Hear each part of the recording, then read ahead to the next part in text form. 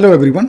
आज के इस टॉपिक में पीजीटी एग्जामिनेशंस में आए हुए कुछ ऑब्जेक्टिव क्वेश्चंस हैं, उस पर हम लोग डिस्कशन करेंगे। पहला क्वेश्चन है, all the words a stage occurs in Shakespeare's. ये जो लाइन है ऑल द वर्ड्स स्टेज, यानी कि जो दुनिया है वो एक रंगमंच या स्टेज है। ये लाइन विलियम शेक्सपियर के किस प्ले में आई है? ऑप्शन ए है twelfth night, option B merchant of Venice, option C as you like it, option D Hamlet. अब आपको बताना है, बड़ी फेमस लाइन है, all the words is a stage. दुनिया जो है यानी संसार जो है एक स्टेज है या एक रंगमंच है। ये कि किस प्ले में आया है? इसका करेक्ट आंसर है एज यू लाइक इट। बहुत ही फेमस लाइन है। Others avoid our questions, thou art free. Thou stands for, ये जो लाइन है आपकी, एक बड़ी ये पोएम है, अच्छी पोएम है, फेमस पोएम है, ठीक है, उसकी ये लाइन है। अब इस पोएम की इस लाइन में जो दाउ वर्ड्स है ये किसके लिए इस्तेमाल किया गया है? ऑप्शन ए है Tennyson, option B Shakespeare, option B Byron, option D Wordsworth. अब आपको देखना है कि ये जो दाउ वर्ड है ये किसके लिए, दाउ स्टैंड्स फॉर, किसके लिए इस्तेमाल किया है? सबसे पहले आप बता दें, ये जो पोएम है इसको मैथ्यू ऑर्डनाल ने लिखा है और इन्होंने विलियम शेक्सपियर पर पोएम लिखी है, ठीक है। यानी कि उन्होंने कहा, मैथ्यू ऑर्डल ने विलियम शेक्सपियर की बड़ी प्रशंसा की है अपने इस पोएम के माध्यम से, और उन्होंने कहा कि दाउ आर्ट, हम सभी पर प्रश्न चिन्ह उठा सकते हैं। अदर्स अवॉइड और क्वेश्चंस, यानी कि अन्य लोग जो भी हैं उन पर हम प्रश्न चिन्ह कर सकते हैं, हम उनसे जवाब सवाल कर सकते हैं। दाउ आर्ट फ्री, लेकिन आपकी जो कला है वो बिल्कुल फ्री है, यानी उस पर हम कोई प्रश्न चिन्ह नहीं लगा सकते हैं। यानी कि इतनी प्रशंसा की है मैथ्यू ऑर्डल ने शेक्सपियर की। तो यहाँ पर दाउ जो वर्ड्स है, आपका वर्ड है, ये मैथ्यू ऑर्डल ने शेक्सपियर के लिए इस्तेमाल किया है।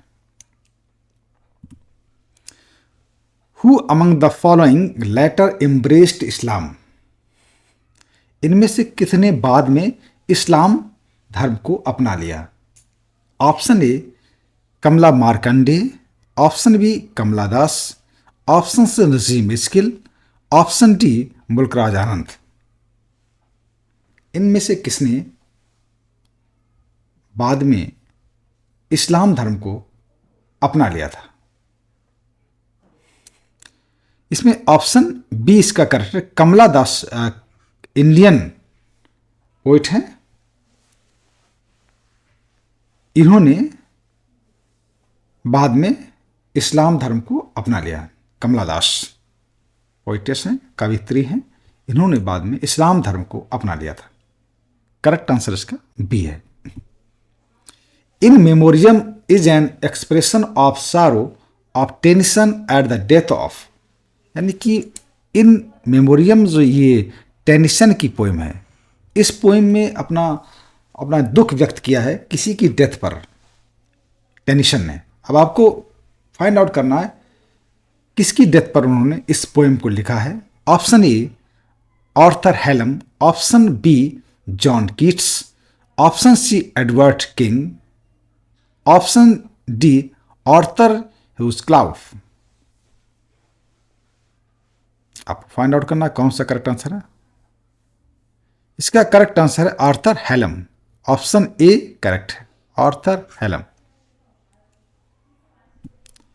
वर्ड्सवर्थ किस टाइप के पोइट थे? Romantic poet, classical poet, confessional poet, satirical poet.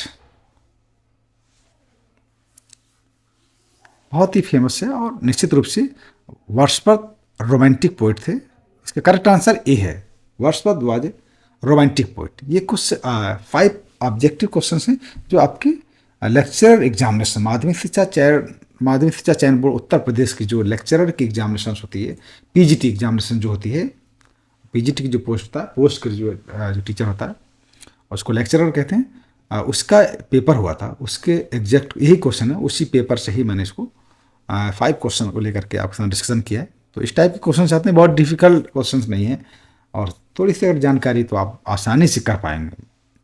Thank you very much. Next questions में हम पुनः आपके साथ मिलेंगे। Thank you very much.